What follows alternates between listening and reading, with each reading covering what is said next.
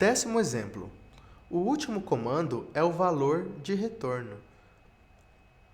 Esta é outra característica muito interessante de Ruby, como os parênteses opcionais. Por quê?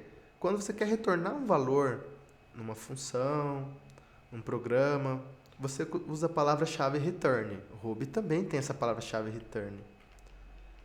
Mas a gente tem outro açúcar sintático do Ruby, que é que o return é opcional. Por quê? O último comando de um bloco ou método é o valor de retorno do bloco. Porque a gente lembra que todas as estruturas de Ruby retornam um valor. Então, um método retorna um valor, um bloco. Mas você não precisa usar a palavra-chave return, porque o último comando desse bloco ou método vai ser o valor de retorno. Então é bem coerente isso, porque é coerente com o princípio de toda expressão retorna um valor. Logo, em Ruby, blocos também são expressões.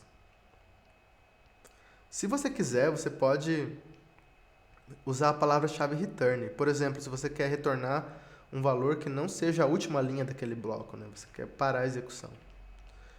E se essa expressão for vazia, ela também tem um valor. Esse valor é nil. Nós já mostramos que o nil, quando convertido em string, ele não imprime nada. Mas mesmo assim é um valor que pode ser usado para comparação. Então aqui nós definimos um método. Use a palavra-chave def, o nome do método, não pode ter espaços, alô mundo. Esse método tem uma única string aqui chamada alô mundo. Como essa string é o último comando do método, que termina com um end, aqui no vim aperto porcentagem, ele vai no começo e no fim do método, esse método alô mundo, ele retorna alô mundo. Se eu der o comando puts alô mundo, ele vai imprimir alô mundo, mas o puts retorna nil, sempre, tá? Se eu criar um método vazio que não tem nada, esse método retorna nil. Então, se eu for imprimir método vazio, o resultado de método vazio, então aqui, dentro da interpolação de strings, eu não preciso pôr só variáveis, eu posso pôr uma chamada de método também, tá? O interessante é porque em muitas linguagens eu teria que escrever isso.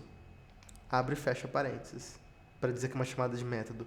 Mas em Ruby não, porque como a gente viu no exemplo anterior, os parênteses são opcionais. Então você olha para isso daqui, existe uma expressão que chama bare names, né? Tipo os nomes crus. Você olha para isso e acha que é uma variável, mas não, pode ser uma chamada de método, tá? E aí ele vai imprimir nada, porque não tem nada aqui. E aqui nós temos um if, que sempre vai executar, porque a cláusula aqui é true. Lembrando que no if você não precisa pôr parênteses. Então o corpo do if tem o valor 1, o corpo do else tem o valor 2.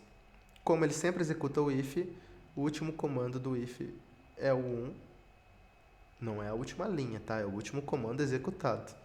E x vai receber o valor 1, porque todas as expressões retornam um valor e um if é uma expressão. Então, se eu imprimir o valor de x, imprime 1.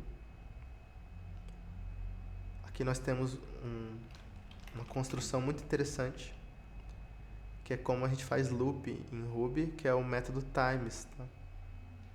Vamos executar aqui com seeing is believing para a gente ver os retornos.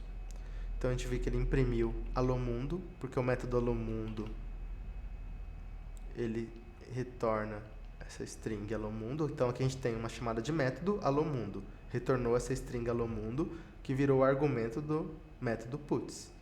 Retornou alô mundo. Método vazio, ele vai imprimir nada, porque método vazio foi invocado e não tem nada, nenhum comando, retornou nulo. O if,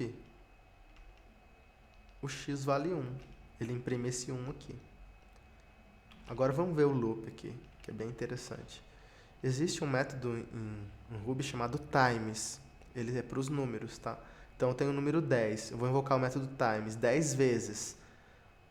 E nós veremos que nos próximos exemplos que esse método times ele recebe um bloco. Então o Ruby também você pode definir blocos com abre e fecha chaves, né? Mas você não usa ele em ifs, em definições de métodos e classes. Isso aqui é um objeto especial que chama proc, a gente vai ver depois. Então, o método times recebe um bloco que tem uma variável, que é a variável i, e nós vamos imprimir essa variável. Então, basicamente, aqui eu estou dizendo 10 vezes. Essa variável i vai receber 10 valores, de 0 a 9. E ele vai imprimir, porque tem o puts i ali, né? Então, ele imprime o 0, aí ele vai para a próxima iteração, que isso aqui é como se fosse um for, tá? For de 0 a 9, que dá 10 vezes. Porque em computação a gente sempre conta a partir do 0. Imprime 0, imprime 1, 2, 3, 4, 5, 6, 7, 8 e 9.